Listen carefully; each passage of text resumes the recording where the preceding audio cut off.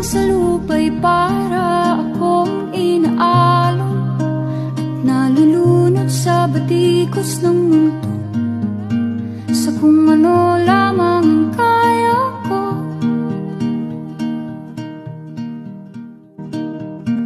Bigang-biga na sa mga problemang di masolusyonan agad, parang wala nang bukas.